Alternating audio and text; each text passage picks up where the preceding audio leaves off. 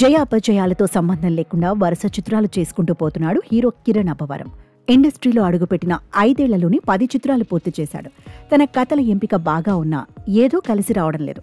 గతేడాది కాతో super hit అందుకున్న కిరణ్ తదుపరి దిల్ రుబాతో ఘోర పరాజయం ఎదుర్కొన్నాడు.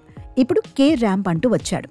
యుక్తి తరేజా కథానాయికగా జైన్స్ నాని దర్శకత్వంలో రాజేష్ దండా శివబొమ్మకు నిర్మించిన ఈ చిత్రం దీపావళి కానుకగా శనివారం ప్రేక్షకుల ముందుకొచ్చింది.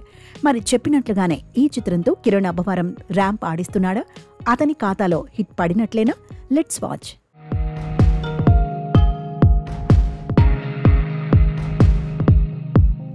కుమార్ అబ్బవరం పెద్ద వ్యాపారవేత్త, కృష్ణ గారాల బిడ్డ. పెద్దగా చదువు అబ్బట్లేదని అల్లరి చిల్లరగా తిరుగుతున్నాడని కేరళలోని కాలేజీలో జాయిన్ చేస్తాడు తండ్రి. అక్కడ తొలి చూపులోనే మెర్సీ జాన్తో ప్రేమలో పడతాడు కుమార్.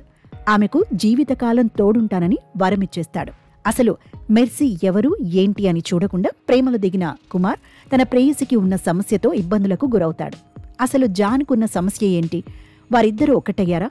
లేదా అల్లరి చిల్లరగా తిరిగే కుమార్కు తండ్రి విలువ తెలిసి వచ్చిందా అనేది ఈ సినిమా కథ.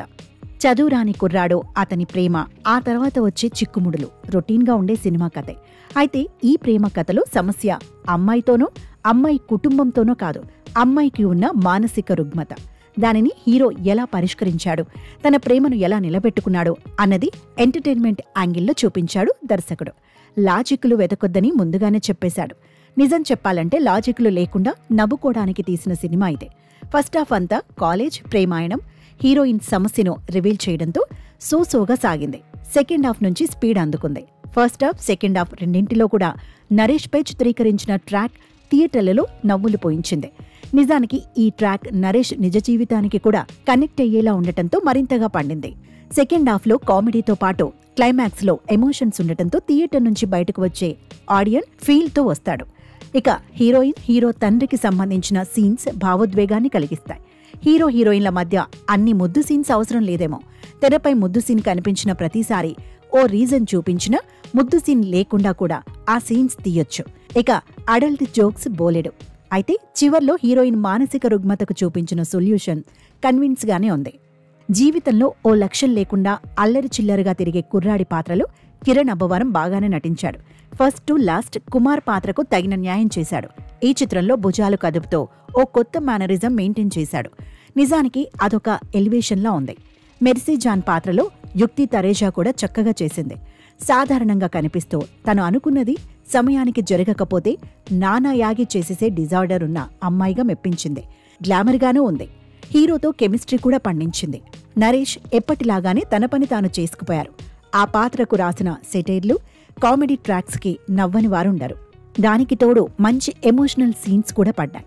హీరోకి తండ్రిగా, వ్యాపారవేత్తగా Sai Kumar decent role play చేశారు, మెప్పించారు కూడా. హీరోయిన్కు పెదనాన్నగా మురళీధర్ గౌడ్ ఇమిడిపోయారు. వెన్నెల కిషోర్ కనిపించేది కాసేపే అయినా రచ్చరచ్చ చేశాడు. అలీ, శ్రీనివాసరెడ్డి పాత్రలు ఇంకొంచెం లెంతీగా ఉంటే బావుండేది. సతీష్ రెడ్డి మాసం సినిమాటోగ్రఫీ బావుంది. కేరళ విజువల్స్ బాగా క్యాప్చర్ చేశారు. సంగీత దర్శకుడు చేతన్ భరద్వాజ్ ఆర్ఆర్ పతాక సన్నివేశాల్లో ఎలివేట్ అయింది. పాటలు బాగుండి విజువల్గానూ ఆకట్టుకున్నాయి. హీరో తనపై తాను వేసుకున్న సెటైర్స్ బాగా పండాయి. క్వాలిటీ విషయంలో నిర్మాతలు ఎక్కడా కాంప్రమైజ్ కాలేదని అర్థమవుతుంది. రొటీన్ లవ్ స్టోరీని దర్శకుడు తెరకెక్కించిన విధానం బాగుంది.